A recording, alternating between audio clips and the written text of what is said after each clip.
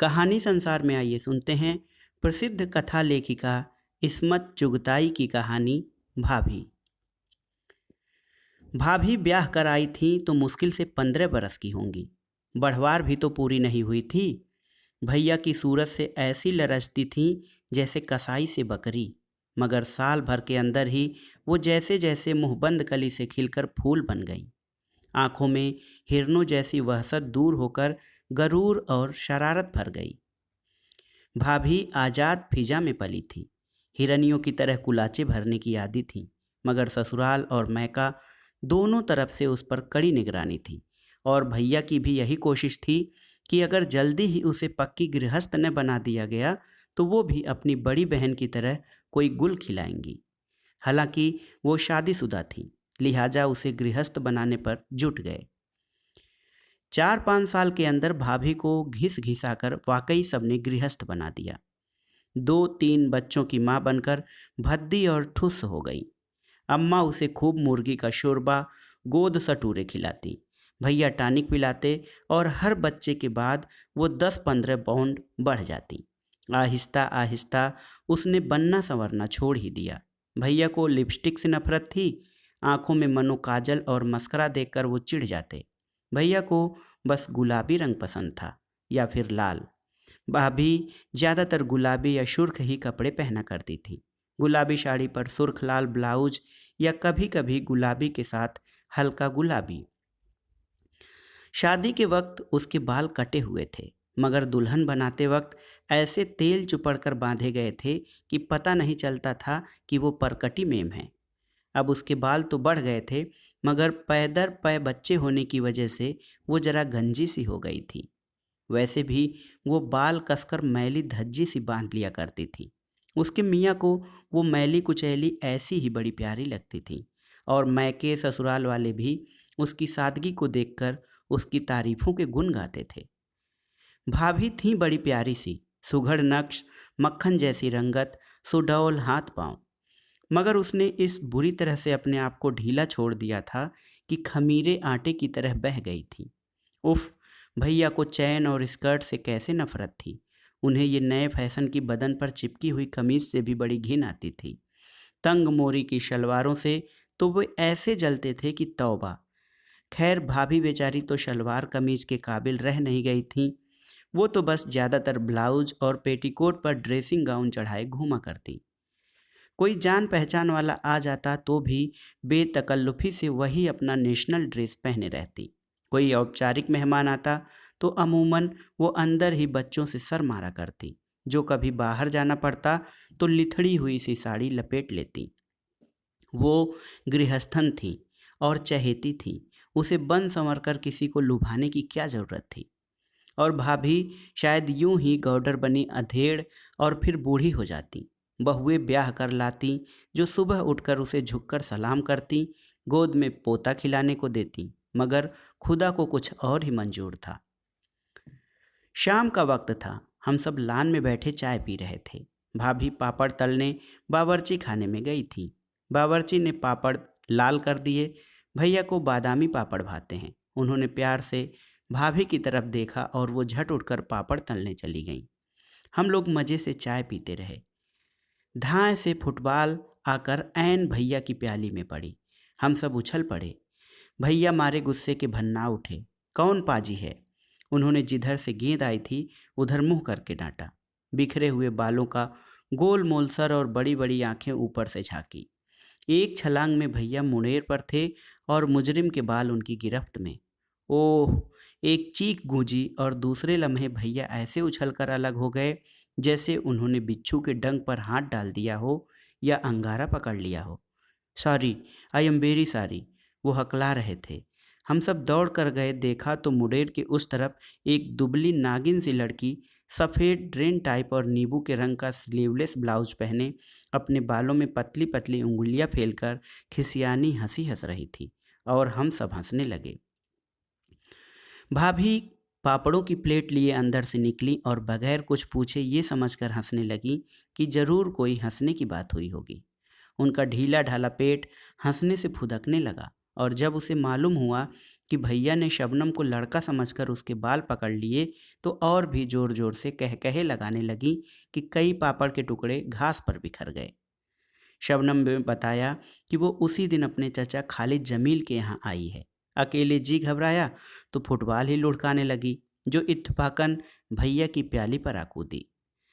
शबनम भैया को अपनी तीखी मस्करा लगी आंखों से घूर रही थी। भैया मंत्रमुग्ध सन्नाटे में उसे तक रहे थे। एक करंट उन दोनों के दरमियान दौड़ रहा था। भाभी इस करंट से कटी हुई जैसे कोसों दूर खड़ी थी। उसका फुदकता हुआ पेट सहम कर रुक गया। हंसी ने उसके होठों पर लड़खड़ाकर दम तोड़ दिया। उसके हाथ ढीले हो गए। प्लेट के पापड़ घास पर गिरने लगे। फिर एकदम वो दोनों जाग पड़े और ख्वाबों की दुनिया से लौट आए। शबनम फुदक कर मुंडेर पर चढ़ गई। आइए चाय पी लीजिए। मैंने ठहरी हुई फिजा को धक्का देकर आगे खिसकाया। एक लचक के साथ शबनम ने अपने पैर मुंडेर के उस पार से इस पार झुलाए। शबनम का रंग पिघले हुए सोने की तरह लौ दे रहा था। उसके बाल स्याह भौरा थे, मगर आंखें जैसे स्याह कटोरियों में किसी ने शहद भर दिया हो। नींबू रंग के ब्लाउज का गला बहुत गहरा था। होंठ तरबूजी रंग के और उसी रंग की नेल पॉलिश लगाए वो बिल्कुल किसी अमेरिकी इश्तिहार का मॉडल मालूम हो रही थी। भाभी से कोई फुट भर लंबी रही लग रही थी, हालांकि मुश्किल से 2 इंच ऊंची रही होगी। उसकी हड्डी बड़ी नाजुक थी, इसलिए कमर तो ऐसे कि छल्ले में पिरो लो। भैया कुछ गुमसुम से बैठे थे। भाभी उन्हें कुछ ऐसे ताक रही थीं जैसे बिल्ली पर तौलते हुए परिंदे को घूरती हैं कि जैसे ही पर फड़फड़ाए बढ़कर दबोच लें। उसका चेहरा तमतमा रहा था। होठ बिछे हुए थे। नथुने फड़फड़ा रहे थे। इतने में मुन्ना आकर उसकी पीठ पर धम्म से कूदा। वो हमेशा उसकी पीठ पर ऐसे ही कूदा करता था जैसे वो गुदगुदा सा तकिया हो। भाभी हमेशा ही हंस दिया करती थी, मगर आज उसने चटाक चटाक 2 चांटे जड़ दिए। शबनम परेशान हो गई। अरे अरे अरे, रोकिए ना। उसने भैया का हाथ छूकर कहा, बड़ी गुस्सावर हैं आपकी मम्मी।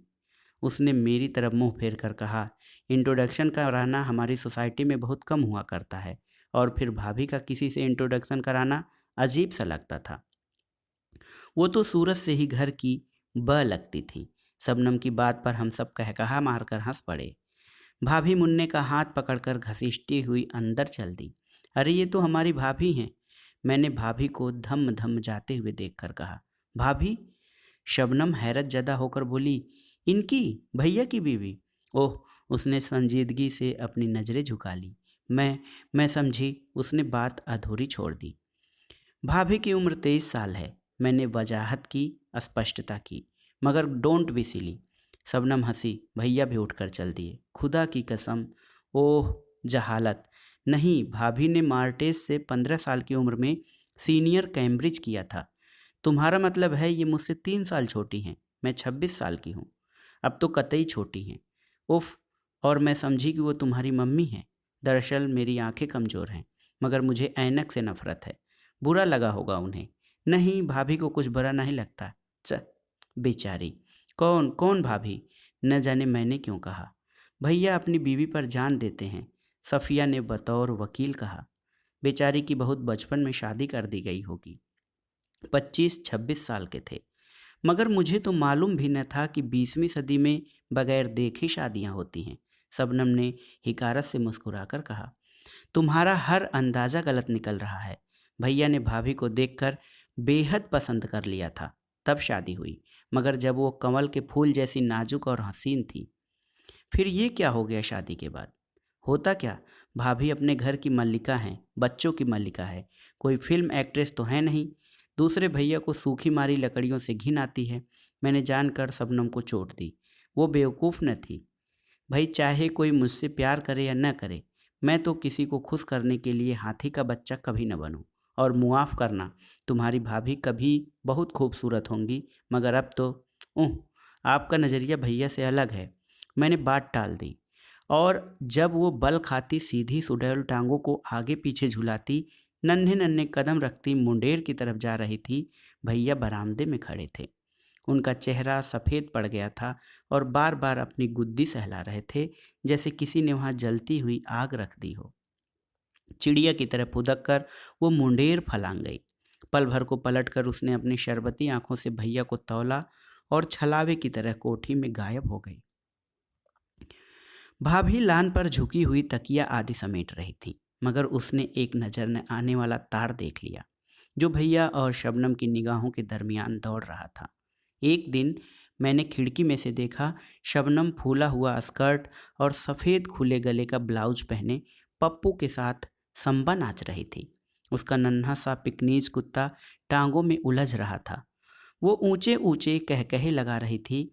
उसकी सुडौल सांवली टांगे हरी हरी घास पर थिरक रही थीं। काले रेशमी बाल हवा में छलक रहे थे। 5 साल का पप्पू बंदर की तरह फुदक रहा था, मगर वो नशीली नागिन की तरह लहरा रही थी। उसने नाचते नाचते नाक पर अंगूठा रखकर मुझे चिढ़ाया। मैंने भी जवाब में घूंसा दिखा दिया, मगर फौरन ही मुझे उसकी निगाहों का पीछा करके मालूम हुआ कि ये इशारा वो मेरी तरफ नहीं कर रही थी। भैया बरामदे में अहमकों की तरह खड़े गुद्दी सहला रहे थे और वो उन्हें मुंह चिढ़ाकर जला रही थी। उसकी कमर में बल पड़ रहे थे, कुल्हे मटक रहे थे, बाहें थरथरा रही थी, होठ एक दूसरे से जुदा लरज रहे थे। उसने सांप की तरह लब से जुबान निकालकर अपने होठों को चाटा। भैया की आंखें चमक रही थीं और वो खड़े दांत निकाल रहे थे। मेरा दिल धक से रह गया। भाभी गोदाम में अनाज तुलवाकर बावर्ची को दे रही थी। शबनम की बच्ची, मैंने दिल में सोचा, मगर गुस्सा मुझे भैया पर भी आया। उन्हें दांत निकालने की क्या ज़रूरत थी? इन्हें तो शबनम जैसे कांटों से नफरत थी। इन्हें तो अंग्रेजी नाचों से घिन आती थी। फिर वो क्यों खड़े उसे तक रहे थे? और ऐसी भी क्या बेसुधी थी कि उसका जिस्म संबा की ताल पर लरज रहा था और उन्हें खबर न थी? इतने में बॉय चाय की ट्रे लेकर लान पर आ गया। भैया ने हम सबको आवाज़ दी और बॉय से कहा, भाभी को भेज दे।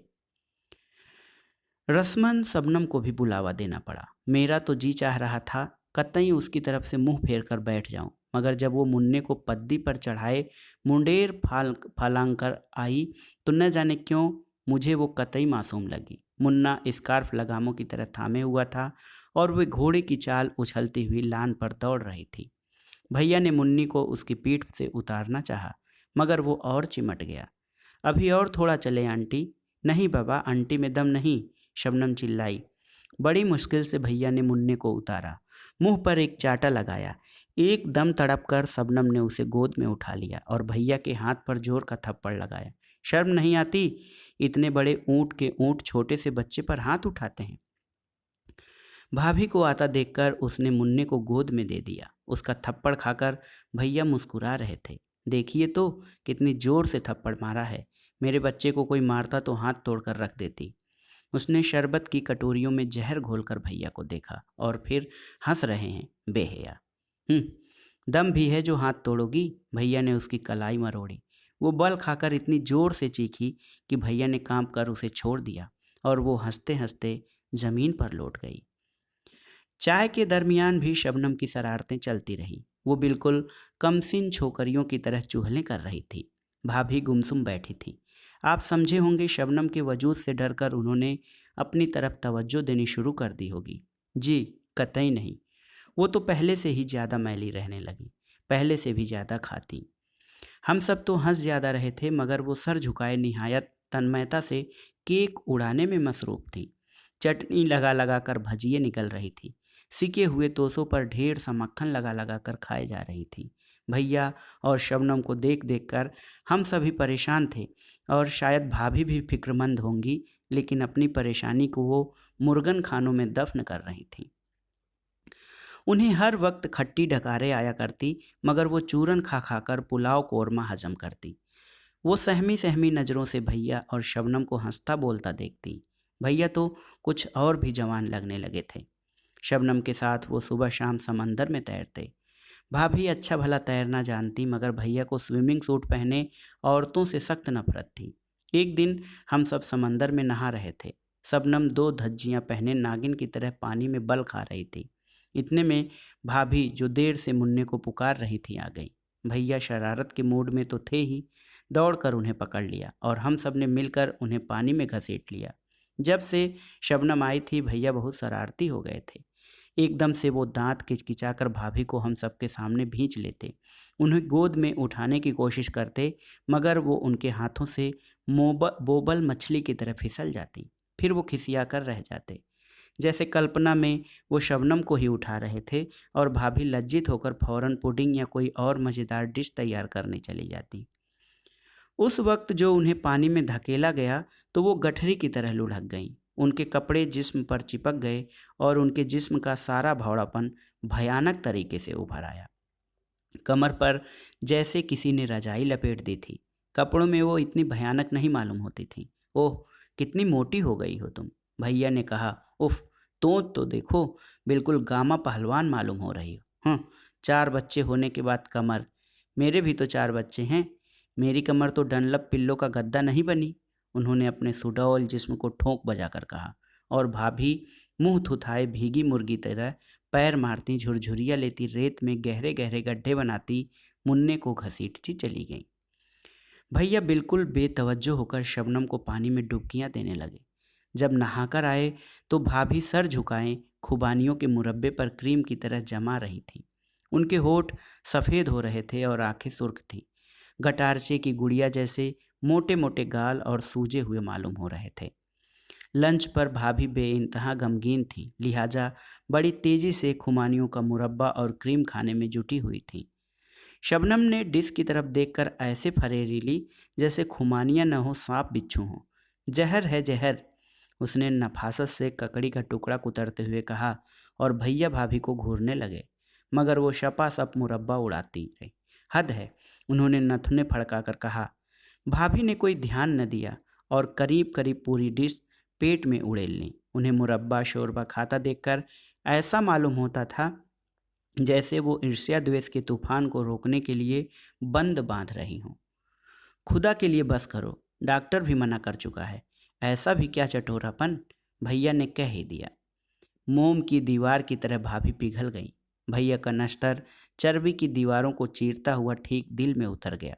मोटे मोटे आंसू भाभी के फूले हुए गालों पर फिसलने लगे। सिसकियों ने जिस्म के ढेर में जलजला पैदा कर दिया। दुबली पतली और नाजुक लड़कियां किस लतीफ़ और सुहाने अंदाज में रोती हैं, मगर भाभी को रोते देखकर बजाय दुख के हंसी आती थी, जैसे कोई रुई के भीगे हुए ढेर को डंडों से पीट रहा हो। वो नाक पोंछती हुई उठने लगी, मगर हम लोगों ने रोक लिया और भैया को डांटा। खुशामद करके वापस उन्हें बिठा लिया। बेचारी नाक सुड़काती बैठ गईं, मगर जब उन्होंने काफ़ी में 3 चम्मच शक्कर डालकर क्रीम की तरफ हाथ बढ़ाया तो एकदम ठिठक गईं। सहमी हुई नज़रों से शबनम और भैया की तरफ देखा। शबनम बमुश्किल अपनी हंसी रोके हुए थी। भैया मारे गुस्से के रुआंसे हो रहे थे। वो एकदम भन्ना कर उठे और जाकर बरामदे में बैठ गए। उसके बाद हालात और बिगड़े। भाभी ने खुल्लम खुल्ला ऐलान जंग कर दिया। किसी जमाने में भाभी का पठानी खून बहुत गर्म था, जरा सी बात पर हाथापाई पर उतर आया करती थी, और बारहा भैया से गुस्सा होकर बजाय मुंह फुलाने के वो खूंखार बिल्ली की तरह उन पर टूट पड़ती, उनका मुंह खसोट डालती, दांतों से गिरेबान की धज्जियां उड़ा देती। फिर वही भैया उन्हें अपनी बाहों में भींचकर बेबस कर देते और वो उनके सीने से लगकर प्यासी डरी हुई चिड़िया की तरह फूट फूट कर रोने लगती। फिर मिलाप हो जाता और झेंपी खिसियानी वो भैया के मुंह पर लगे हुए खरोचों पर प्यार से टिंचर लगा देती, उनकी गिरेबान को रफू कर देती और मीठी मीठी शुक्रगुजार आंखों से उन्हें तकती रहती। ये तब की बात है जब भाभी हल्की फुल्की तीतरी की तरह तर्रार थी, लड़ती हुई छोटी सी पश्चिमी बिल्ली मालूम होती थी। भैया को उन पर गुस्सा आने की बजाय और शिद्दत से प्यार आता, मगर जब उन पर गोश्त ने जिहाद बोल दिया तो वो बहुत ठंडी पड़ गई थी। उन्हें अव्वल तो गुस्सा ही न आता, और अगर आता भी तो फौरन इधर उधर काम में लगकर भूल जाती। उस दिन उन्होंने अपने भारी भरकम डील डौल को भूलकर भैया पर हमला कर दिया। भैया सिर्फ उनके बोझ से धक्का खाकर दीवार से जा चिपके। रुई के गट्ठर को यूं लढ़कते देखकर उन्हें सख्त घिन आई। न गुस्सा हुए न बिगड़े, शशलमदा उदास सर झुकाए कमरे से निकल भागे। भाभी वहीं पसर कर रोने लगी। बात और बढ़ी और एक दिन भैया के साले आकर भाभी को ले गए। तुफैल भाभी के चचा जाद भाई थे। भैया उस वक्त शबनम के साथ क्रिकेट का मैच देखने गए हुए थे। तुफैल ने शाम तक उनका इंतजार किया। वो न आए तो मजबूरन भाभी और बच्चों का सामान तैयार किया। जाने से पहले भैया घड़ी भर को खड़े खड़े आए। दिल्ली के मकान मैंने इनके मेहर में दिए। उन्होंने रुखाई से तुफैल से कहा, मेहर? भाभी थर थर कांपने लगी। हाँ, तलाक के कागजात वकील के जरिए पहुंच जाएंगे। मगर तलाक? तलाक का क्या जिक्र है? इसी में बेहतरी है। मगर बच्चे? ये चाहें तो उन्हें ले जाएं, वरना मैंने बोर्डिंग में इंतजाम कर लिया है। एक चीख मारकर भाभी भैया पर झपटी, मगर उन्हें खसोटने की हिम्मत न हुई। सहम कर ठिठक गईं। और फिर भाभी ने अपने नारित्व की पूरी तरह बेआबरूई करवा डाली। वो भैया के पैरों पर लौट गई, नाक तक रगड़ डाली। तुम मुझसे शादी कर लो, मैं कुछ न कहूँगी, मगर खुदा के लिए मुझे तलाक न दो। मैं यूं ही जिंदगी गुजार दूंगी, मुझे कोई शिकायत न होगी। मगर भैया ने नफरत से भाभी के थुल-थुल करते जिस्म को देखा और मुंह मोड़ लिया। मैं तलाक दे चुका, अब क्या हो सकता है? मगर भाभी को कौन समझाता? वो बिलबिलाए चली गई। बेवकूफ! तुफैल ने एक ही झटके में भाभी को जमीन से उठा लिया। गधी कहीं की, चल उठ! और वो उसे घसीटते हुए ले गए। क्या दर्दनाक समा था। फूट फूट कर रोने में हम भाभी का साथ दे रहे थे। अम्मा खामोश एक का मुंह ताक रही थी। अब्बा की मौत के बाद उनकी घर में कोई हैसियत नहीं रह गई थी। भैया खुद मुख्तार थे, बल्कि हम सबके सरपरस्त थे। अम्मा उन्हें बहुत समझाकर हार चुकी थी। उन्हें उस दिन की अच्छी तरह खबर थी, मगर क्या कर सकती थी। भाभी चली गई। फिजा ऐसी खराब हो गई थी कि भैया और शबनम भी शादी के बाद हिल स्टेशन पर चले गए। ननंद 7-8 साल गुजर गए, कुछ ठीक अंदाज़ा नहीं। हम सब अपने अपने घरों की हुई। अम्मा का इंतकाल हो गया, आशियाना उजड़ गया, भरा हुआ घर सुनसान हो गया। सब इधर उधर उड़ गए। 7-8 साल आंख झपकते न जाने कहाँ गुम हो गए। कभी साल 2 साल में भैया की कोई खैर खबर मिल जाती। वो ज़्यादातर हिंदुस्तान से बाहर मुल्कों की चक फेरियों में उलझे रहे। मगर जब उनका खत आया कि वो मुंबई आ रहे हैं, तो भूला बिसरा बचपन फिर से जाग उठा। भैया ट्रेन से उतरे तो हम दोनों बच्चों की तरह लिपट गए। शबनम मुझे कहीं नजर न आई। उनका सामान उतर रहा था। जैसे ही भैया से उसकी खैरियत पूछने को मुड़ी, धप से एक वजनी हाथ मेरी पीठ पर पड़ा और कई मन का गर्म गर्म गोश्त का पहाड़ मुझसे लिपट गया। भाभी! मैंने प्लेटफार्म से नीचे गिरने से बचने के लिए खिड़की में झूल कर कहा। जिंदगी में मैंने शबनम को कभी भाभी न कहा था। वो लगती भी तो शबनम ही थी, लेकिन आज मेरे मुंह से बेइख्तियार भाभी निकल गया। शबनम की फुआर। उन चंद सालों में गोश्त और पोस्त, मांस त्वचा का लोंदा कैसे बन गई? मैंने भैया की तरफ देखा। वो वैसे ही दराज कद और छरहरे थे। एक तोला गोश्त न इधर न उधर। जब भैया ने शबनम से शादी की थी तो सभी ने कहा था, शबनम आज़ाद लड़की है, पक्की उम्र की है। भाभी? तो ये मैंने शहजाद को हमेशा भाभी ही कहा। हाँ, तो शहजाद भोली और कमसिन थी, भैया के काबू में आ गई। ये नागिन इन्हें डस कर बेसुध कर देगी, इन्हें मजा चखाएगी। मगर मजा तो लहरों को सिर्फ चट्टान ही चखा सकती है। बच्चे बोर्डिंग में हैं, छुट्टी नहीं थी उनकी। शबनम ने खट्टी डगारों को भरी सांस मेरी गर्दन पर छोड़कर कहा, और मैं हैरत से उस गोश्त के ढेर में उस शबनम को, फुआर को ढूंढ रही थी, जिसने शहजाद के प्यार की आग को बुझाकर भैया के कलेजे में नई आग भड़का दी थी। मगर ये क्या? उस आग में भस्म हो जाने से भैया तो और भी सच्चे सोने की तरह तपकर निखर आए थे। आग खुद अपनी तपिश में भस्म होकर राख का ढेर बन गई थी। भाभी तो मक्खन का ढेर थी, मगर शबनम तो झुलसी हुई टसियाली राख थी। उसका सांवला कुंदनी रंग मरी हुई छिपकली के पेट की तरह और जर्द हो चुका था। वो शरबत घुली हुई आंखें गंदली और बेरौनक हो गई थीं। पतली नागिन जैसी लचकती हुई कमर का कहीं दूर दूर तक पता न था। वो मुस्तकिल तौर पर हामिला मालूम होती थी। वो नाजुक नाजुक लचकीली शाखों जैसी बाहें मुग्दर की तरह हो गई थी। उसके चेहरे पर पहरे से ज़्यादा पाउडर थुप्पा था। आंखें मस्करा से लिथड़ी हुई थी। भवें शायद गलती से ज़्यादा नुच गई थी, जब ही इतनी गहरी पेंसिल घिसनी पड़ी थी। भैया रिट्ज में ठहरे। रात को डिनर पर हम वहीं पहुंच गए। कैबरे अपने पूरे शबाब पर था। मिस्री हसीना अपने छाती जैसे पेट को मरोडिया दे रही थी। उसके कूल्हे दरारों में लचक रहे थे। सुडौल मरमर्जी बाजू हवा में थरथरा रहे थे। बारीक शिफान से उसकी रुपहली टांगे हाथी दांत के तरासे हुए सतूने या खंभों की तरह फड़क रही थी। भैया की भूखी आंखें उसके जिस्म पर बिच्छुओं की तरह रेंग रही थी। वो बार बार अपनी गुद्दी पर अनजानी चोट सहला रहे थे। भाभी, जो कभी शबनम थी, मिस्री रक्कासा की तरह लहराती हुई बिजली थी, जो एक दिन भैया के होशो हवास पर गिरी थी, आज रेत के ढेर की तरह भसकी बैठी थी। उसके मोटे मोटे गाल खून की कमी और मुस्तकिल अस्थाई बदहजमी की वजह से पीलेपन की ओर अग्रसर हो रहे थे। नियान लाइट्स की रोशनी में उसका रंग देखकर ऐसा मालूम होता था जैसे किसी अनजाने नाग ने डस लिया हो। मिश्री नर्तकी के कूल्हे तूफान मचा रहे थे और भैया के दिल की नाव उस भंवर में चकफेरियां खा रही थी। 5 बच्चों की माँ शबनम, जो अब भाभी बन चुकी थी, सहमी सहमी नज़रों से उन्हें तक रही थी। ध्यान बटाने के लिए वो तेजी से भुना हुआ मुर्ग हड़प कर रही थी। आर्केस्ट्रा ने एक भरपूर सांस खींची। साज कराहे, ड्रम का दिल गूंज उठा। मिश्री रक्कासा की कमर ने आखिरी झकोले लिए और निढाल होकर मरमरी फर्श पर फैल गई। हाल तालियों से गूंज रहा था। शबनम की आंखें भैया को ढूंढ रही थीं। बैरा तरोताजा रसभरी और क्रीम का जग ले आया। बेख्याली में शबनम ने प्याला रसभरियों से भर लिया। उसके हाथ लरज रहे थे। आंखें चोट खाई हुई हिरनियों की तरह परेशान चौकड़ियां भर रही थी। भीड़ भाड़ से दूर हल्की अंधेरी बालकनी में भैया खड़े मिश्री रक्कासा का सिगरेट सुलगा रहे थे। उनकी रसमयी निगाहें रक्कासा की नशीली आंखों से उलझ रही थीं। शबनम का रंग उड़ा हुआ था। वो एक ऊबड़ खाबड़ पहाड़ की तरह गुमसुम बैठी थी। शबनम को अपनी तरफ ताकता देखकर भैया रक्कासा का बाजू थामे अपने मेज पर लौट आए और हमारा तारुफ करवाया। मेरी बहन, उन्होंने मेरी तरफ इशारा किया। रक्कासा ने लचक कर मेरे वजूद को मान लिया।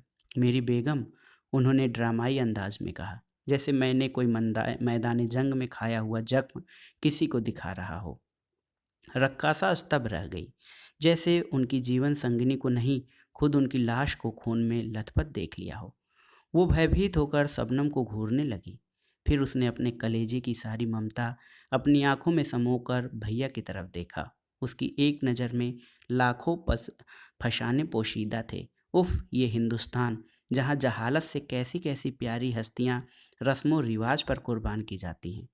काबिले परस्तिश हैं वो लोग, और काबिले रहम भी, जो ऐसी ऐसी सजाएं भुगतते हैं। मेरी शबनम भाभी ने रक्कासा की निगाहों में ये सब पढ़ लिया। उसके हाथ कांपने लगे। परेशानी छुपाने के लिए उसने क्रीम का जग उठाकर रस भरियों पर उड़ेल दिया और जुट गई। प्यारे भैया, हैंडसम और मजलूम, सूरज देवता की तरह हसीन और रोमांटिक, शहद भरी आंखों वाले भैया, चट्टान की तरह अटल, एक अमर शहीद का रूप सजाए बैठे मुस्कुरा रहे थे। एक लहर चूर चूर उनके कदमों में पड़ी दम तोड़ रही थी। दूसरी नई नवेली लचकती हुई लहर उनकी पथरीली बाहों में समाने के लिए बेचैन और बेकरार थी। तो दोस्तों, ये थी उर्दू कथा लेखिका इस्मत चुगताई की कहानी भाभी। कहानी आपको कैसी लगी हमें कमेंट बॉक्स में ज़रूर बताइएगा। कहानी सुनने के लिए धन्यवाद दोस्तों। नमस्कार।